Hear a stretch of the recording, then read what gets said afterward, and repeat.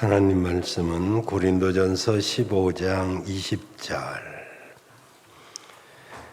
고린도전서 15장 20절에서 28절까지 봉독해 드립니다.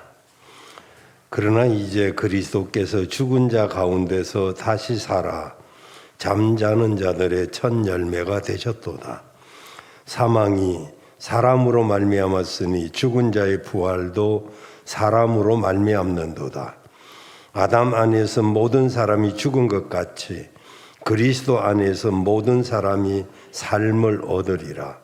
그러나 각각 자기 차례대로 되리니 먼저는 첫 열매인 그리스도요, 다음에는 그리스도 강림하실 때에 그에게 붙은 자요, 그 후에는 나중이니 저가 모든 정사와 모든 권세와 능력을 멸하시고 나라를 아버지 하나님께 바칠 때라.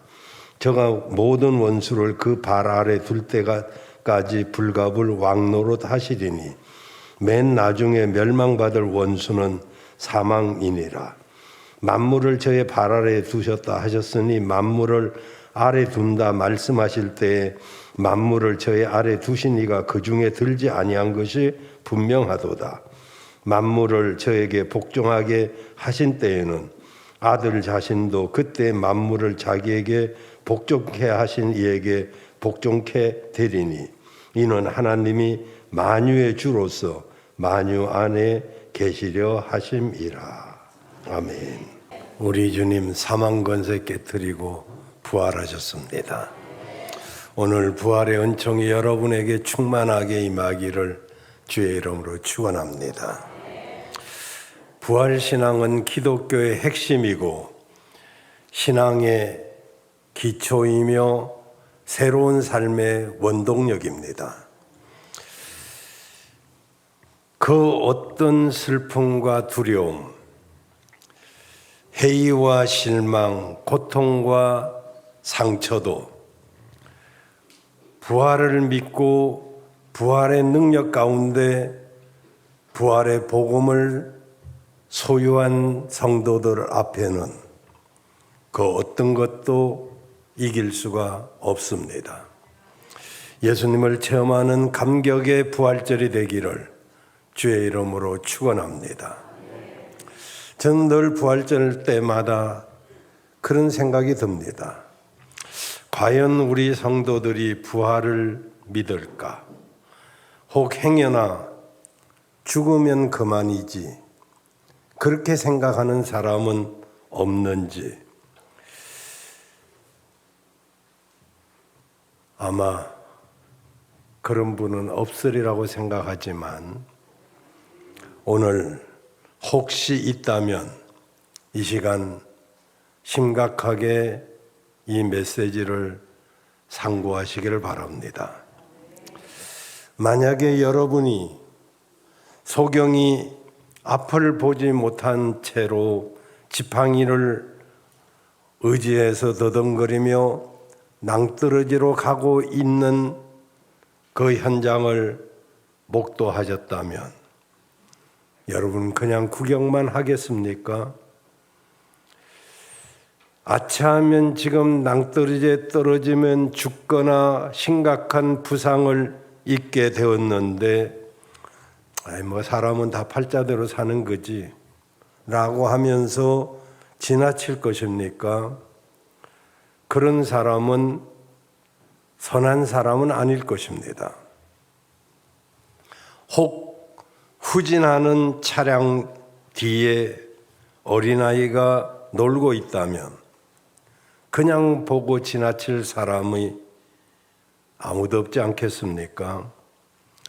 소리를 지르고 차를 멈추게 하거나 아니면 뛰어들어서 아이를 구하려고 할 것입니다. 저는 오늘 이보다도 더 심각하고 더 중요한 말씀을 전하려고 합니다. 사람은 죽음으로 끝나는 것이 아닙니다. 하나님이 사람을 영적 존재로 지으셨기에 사람은 육신의 죽음으로 끝나는 존재가 결코 아닙니다.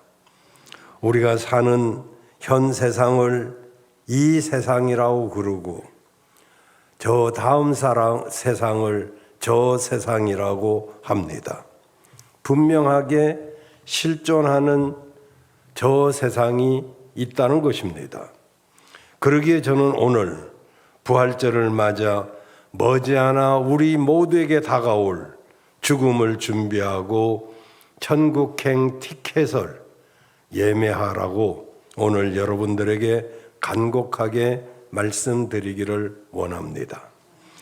다행히도 대다수 성도님들이 이미 예수님을 자신의 구주로 믿고 제사함을 받아 천국행 티켓을 준비해 뒀다라고 저는 믿지만 아직도 그런 것이 있는지 모르고 또 그런 것에 별 관심이 없이 사는 사람도 있다는 것입니다. 언젠가 간증으로 말씀을 드렸습니다마는 아주 어린 초등학생이 국민학생입니다만 그 당시는 교회를 다니게 되었습니다. 예수님을 알게 되었고 천국이 있음도 들었고 지옥이 있음도 알게 되었습니다.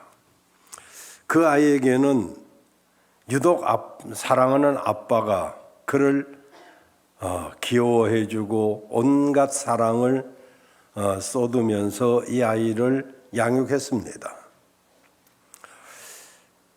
이 아빠를 누구보다도 사랑하는 이 아이가 아빠가 예수 믿지 않는 것에 대한 아픔이 있었습니다. 그래서 아빠하고 시간이 날 때마다 아빠 예수 믿자, 교회 가자라고 했을 때 이 아빠는 그래, 그 하는 이 짓이 귀여워서 그래, 아빠도 시간 여유가 있으면 갈게. 지금 아빠가 바쁘잖아.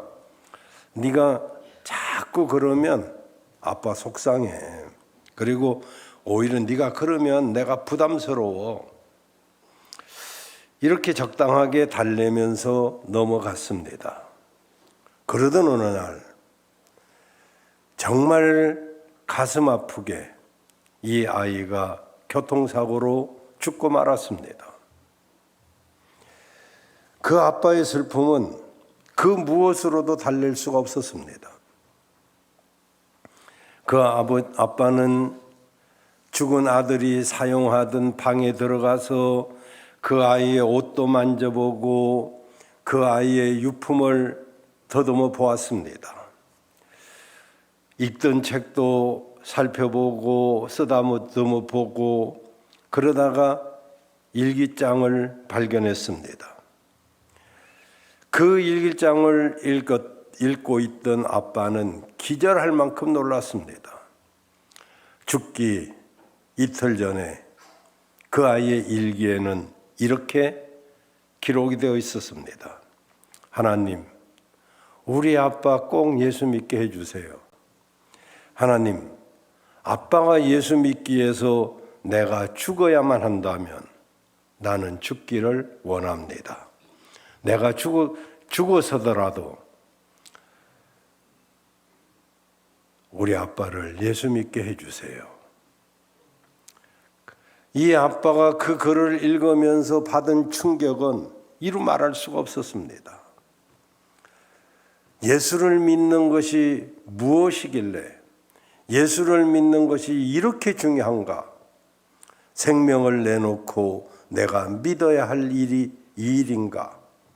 그는 온갖 상념에 잡히고 그 충격을 정말 견딜 수 없이 하다가 드디어 그는 그 자리에서 일어나 하나님 앞에 회개하고 예수님을 믿게 되었습니다. 그리고 그는 하나님 나라에서 아들을 다시 만날 것을 소망으로 삼고 그는 주의 일을 하기로 결심을 했습니다. 그가 누군지 아시는 분은 아실 것입니다만 지난 반세기 동안 세계 도처에서 수백만 명의 청년들을 주품으로 돌아오게 했던 CCC의 김중곤 목사님이십니다. 예수를 믿는 것이 이렇게 중요한 것입니다. 예수를 믿느냐 믿지 아니하는 자는 결코 가벼운 문제가 아닙니다. 일생에서 대학에 가는 것도 중요하고 결혼하는 것도 중요하고 취업하는 것도 중요하지만은 그보다 수백 배 더 중요한 것이 바로 예수 믿는 것입니다. 시간이 있어서 믿는 게 아니고 취미가 맞아서 믿는 게 아니고 적성에 맞아서 믿는 게 아니더란 말이죠. 예수를 믿는 것, 그것이야말로 바로 죽음을 준비하는 것이고 영원한 삶을 예비하는 것이기 때문입니다. 예수님을 믿는 사람은 그 죄값이 다 청산되었기 때문에 하나님의 심판대 앞에서 그는 무죄 선고를 받게 되는 것입니다. 죄가 없어서가 아닙니다. 죄값을 누군가가 대신 다 청산해 주었기 때문입니다. 이미 예수님을 믿는 순간 여러분의 이름은 생명책에 기록이 되고 그리고 여러분이 죄악과 비빔밥 비벼서 먹고 살던 그 목보다도 더 검고 주홍보다도 더 붉은 그 죄가 깨끗하게 도말되는 이 놀라운 사실이 바로 예수 그리스도의 십자가의 고난과 그리고 사단 마귀가 가장 무섭게 우리를 위협하는 사망, 곧 죽음, 그것을 깨트려 승리하신 것입니다. 예수님이 우리들에게 죽음 뒤에 세상이 있다고 분명하게 말씀했는데 요한복음 5장 28절 29절에 보면 이것을 놀랍게 여기지 말라. 무덤 속에 있는 자가 다 그의 음성을 들을 때가 오나니 선한 일을 행한 자는 생명의 부활로 악한 일을 행한 자는 심판의 부활로 나오리라. 이 말씀을 보면 인간은 죽은 뒤에 다 부활합니다. 믿는 자만 부활하는 것이 아니고 안 믿는 자도 부활하는데 부활은 두 가지입니다. 하나는 생명의 부활, 하나는 심판의 부활. 무엇이 생명의 부활이고 무엇이 심판의 부활입니까? 여러분, 죽음 뒤에 사람들은 하나님 앞에 가서 누구나 그 선악간에 지금까지 살아온 모든 것에 의해서 심판을 받습니다.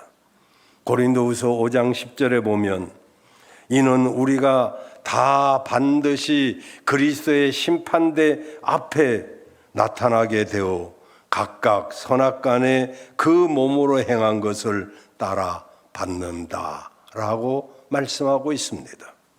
그렇습니다. 나와 여러분은 하나님 앞에 가서 이 땅에 행한 행위대로 우리는 다 재판을 받게 됩니다. 이 재판에서 상과 벌이 결정됩니다. 죄는 반드시 그 죄대로 대가를 받게 되어 있는데 죄에 대한 대가는 영원한 형벌로 이어지게 되는 것입니다. 사랑하는 여러분, 금년에는 목련꽃과 벚꽃이 예년과 달리 열흘 내지 보름 빨리 피었습니다. 어제 비가 오면서 이제 잠깐 폈던 꽃들이 꽃비처럼 떨어지고 있어서 오늘 그래도 날이 좋으면 벚꽃을 구경할 수도 있었겠죠. 정말 이 좋은 날, 왜 우리가 그 꽃 구경 안 가고 다른데 갈 데 없어서가 아니라 시간이 남아 돌아서가 아니라 오늘 이 시간 어떤 사람에게는 일생 일대의 가장 소중한 시간이 될 수 있기 때문에 어떤 사람에게는 해결해야 될 절박한 문제가 해결될 수 있기 때문에 그리고 우리는 부활의 소망을 갖고 있기 때문에 이 자리에 우리가 있게 된 줄로 믿습니다. 하나님은 오늘 본문에 우리에게 뭐라고 말씀하시나요? 부활의 은총을 누리는 성도가 되기 위해서 첫째, 사람은 죽음으로 끝나는 것이 아니라는 사실을 알아야 된다고 말씀하고 있습니다. 많은 사람들이 이 세상이 전부인 줄 알고 살고 있지만, 그러나 사람은 죽음으로 끝나는 존재가 아님을 확실하게 아셔야 됩니다. 여러분, 다시 말하자면 예수님을 믿으면 죽은 것이 아니고 잠들어 있는 것과 같다라고 성경은 말씀하고 있습니다. 잠들어 있는 자는 때가 되면 반드시 깰 때가 있다는 것이고, 죽은 자는 반드시 부활이 있다는 것을 말씀하고 있습니다. 오늘 봉독한 성경 말씀 앞부분에 고린도전서 15장 12절 13절에 보면, 그리스도께서 죽은 자 가운데서 다시 살아나셨다 전파되었거늘 너희 중에서 어떤 이들은 어찌하여 죽은 자 가운데서 부활이 없다 하느냐. 만일 죽은 자의 부활이 없으면 그리스도도 다시 살지 못하셨으리라 라고 합니다. 부활이 있다는 것이죠. 죽음은 끝이 아니란 것입니다. 죽으면 끝이다 라고 생각하기 때문에 인생을 허무하다라고 말하는 것입니다. 그러나 그것은 사실이 아닙니다. 여러분도 혹 정말 시간이 있거나 아니면 시간을 내서라도 인생을 한번 생각해 보세요. 정말 우리의 삶이 이 세상 삶으로 끝이라면 도대체 내가 왜 살아야 되고 이렇게 사는 것이 과연 인생을 바르게 사는 것인지, 삶과 죽음이 그리 멀지 않습니다. 정말 나이가 들지 않아도 나이가 한갑이 지나기 시작하면 죽음이 늘 곁에서 어른거리는 것을 알 수가 있어요. 만약에 여러분 죽음이 끝이라면 뭐 때문에 그렇게 아등바등 사십니까? 먹을 것 안 먹고 입을 것 안 입고, 그리고 뭐 때문에 서로 인간관계를 해쳐가면서까지 그렇게 살아가고 있습니까? 저는 장례식장에 가서 늘 하는 말을 여러분 수없이 들으신 분도 계십니다. 바다에 가서 저 먼 수평선을 바라보면 거기가 끝인 것처럼 보이지만 배를 타고 가보면 거기가 결코 끝이 아닙니다. 죽음이 끝인 것처럼 보이지만 믿음의 배를 타고 가보면 거기가 결코 끝이 아닙니다. 주님은 우리에게 너무도 명백하고 확실하게 죽음이 끝이 아니고 영생이 있다는 말씀을 약속으로 주셨습니다. 잘 아시는 요한복음 3장 16절 보면 하나님이 세상을 이처럼 사랑하사 독생자를 주셨으니 이는 저를 믿는 자마다 멸망치 않고 영생을 얻게 하려 하심이니라. 영생을 얻게 하기 위해서 독생자 예수 그리스도께서 이 땅에 오신 줄로 믿습니다.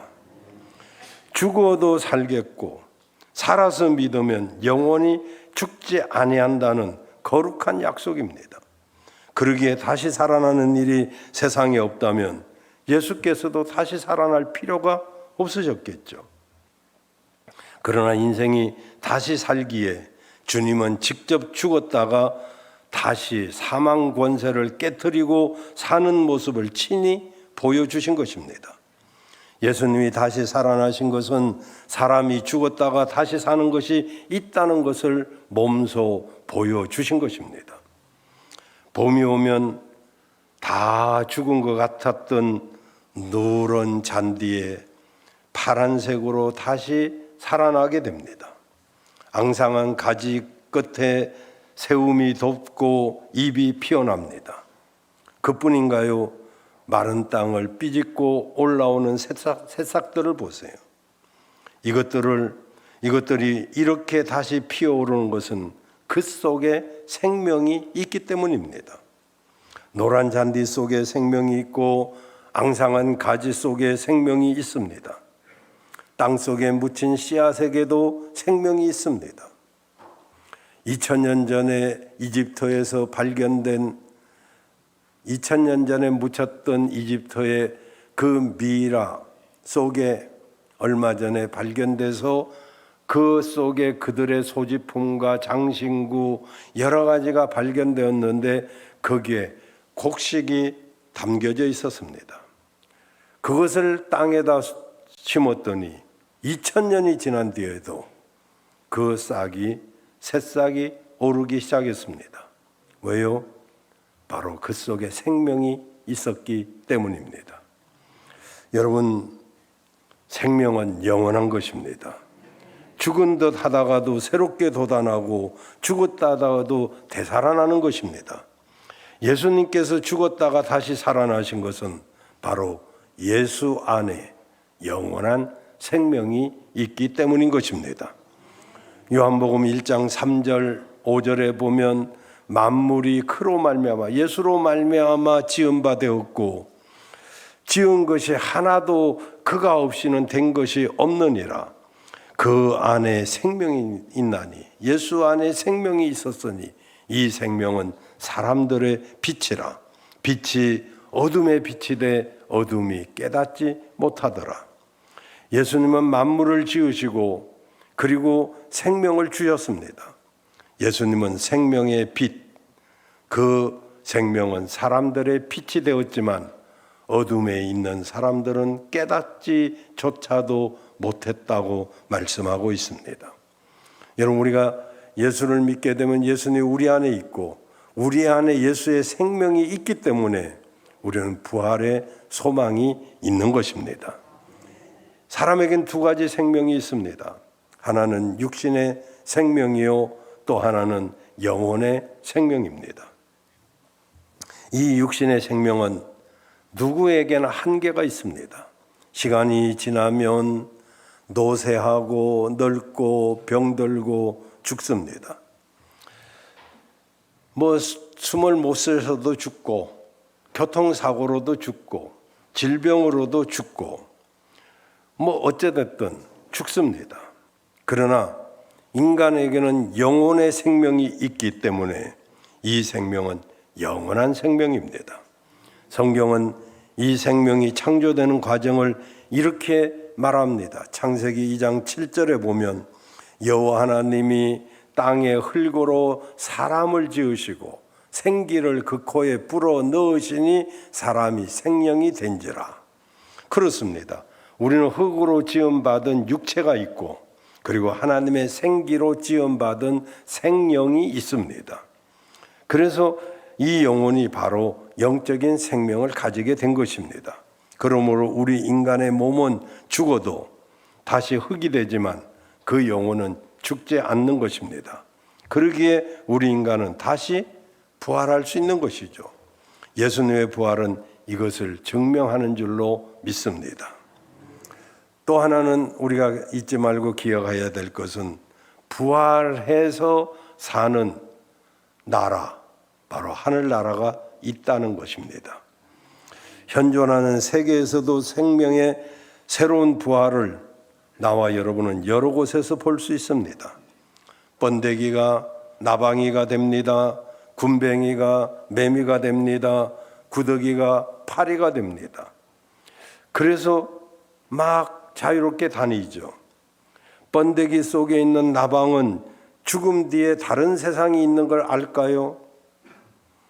군뱅이가 매미가 되어서 그 매미가 되기 전에 군뱅이가 매미가 되는 그 세계를 알까요? 죽어야 새로운 모습으로 거듭나는 것이죠.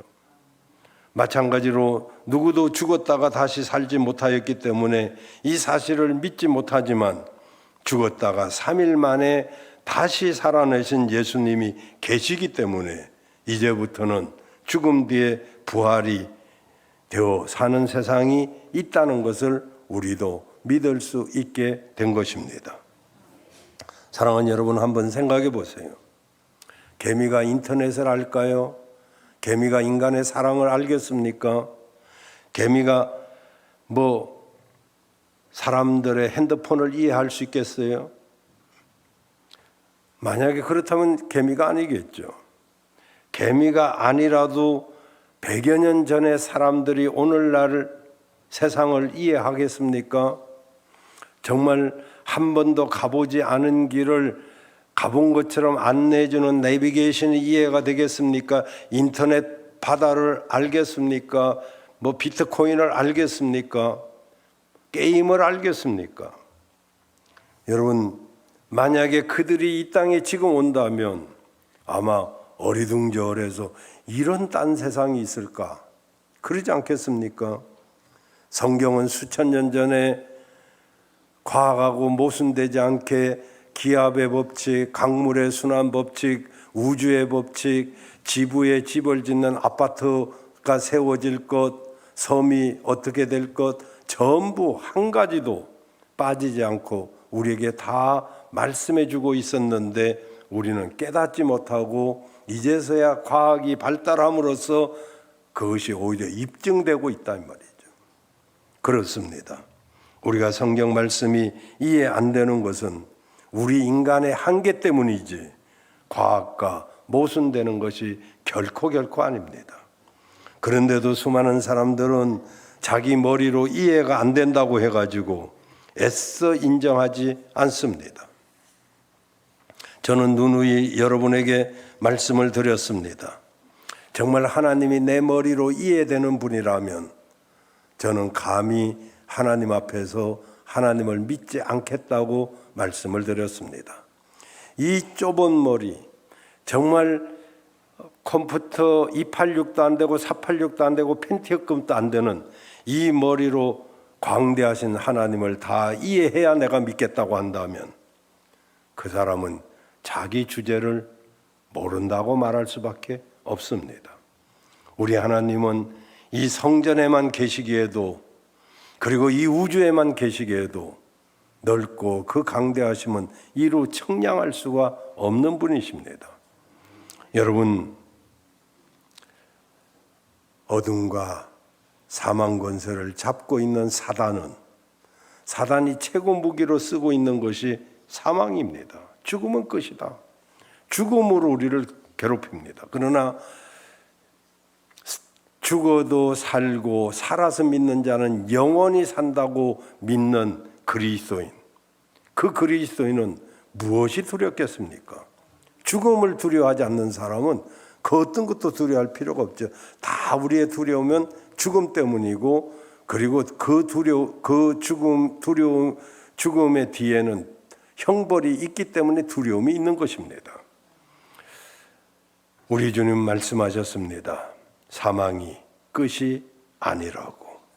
사단은 죽음이 끝이라고 계속 말하지만 그러나 우리 주님은 사망이 결코 끝이 아니라고 말씀합니다. 요한복음 14장 1절에서 3절에 보면 너희는 마음에 근심하지 말라. 하나님을 믿으니 또 나를 믿어라. 내가 내 아버지 집에 거할 처소가 많도다. 그렇지 않으면 너희에게 일렀으리라. 내가 너희를 위하여 처소를 예비하러 가노니 가서 너희를 위하여 처소를 예비하면 내가 다시 와서 너희를 내게로 영접하여 나 있는 곳에 너희도 있게 하리라. 여러분, 영어 성경에 보니까 저 거처 처소가 맨션이라고 기록이 되어 있습니다. 뭐 아파트보다는 맨션이 좀 더 거창하겠죠. 계시록에 보면 길바닥이 진주로 되어 있습니다. 온갖 금, 온갖 이름도 보도 듣도 못했던 보석들이 가득 차 있습니다.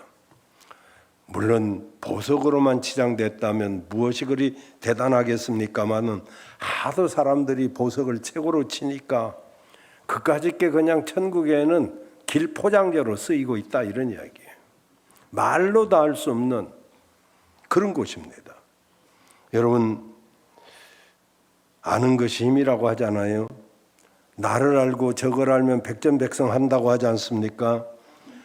알게 되면 지배하게 되고 알게 되면 정복하고 다스립니다. 그러므로 죽음 뒤에 세상을 아는 자는 죽음도 다스릴 수가 있는 것입니다. 죽음이 무섭지 않게 되죠.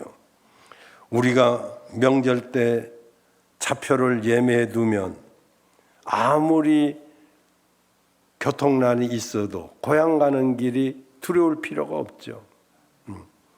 걱정할 필요도 없습니다. 시간이 되어서 가면 가게 되는 것이죠.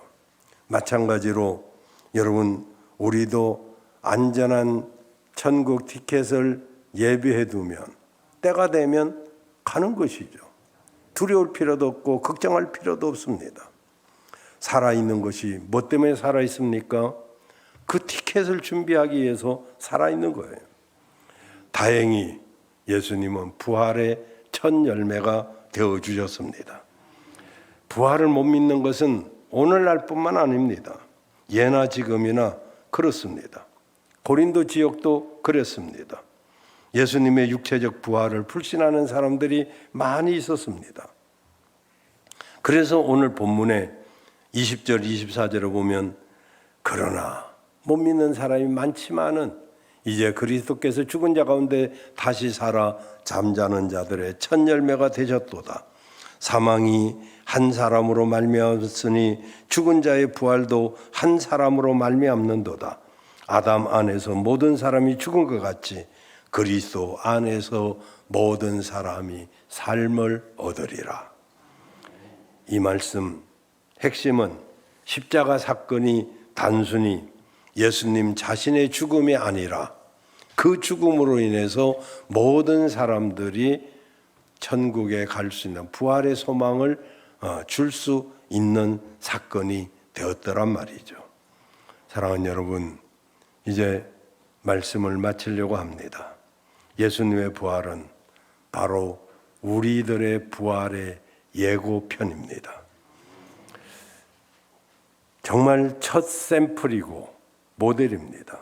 우리도 장차 그분처럼 이런 부활의 새로운 변화된 몸으로 다시 살아날 것입니다. 이것이 복음이요, 이 복음을 모르고 사는 사람들이 많기 때문에 이 부활의 복음을 아는 자가 당당하게 살아갈 수가 있는 것입니다. 오늘 부활절 여러분 모두가 부활의 소망을 갖기를 바라고 부활의 능력으로 이 땅을 승리하며 살아가기를 주의 이름으로 축원합니다.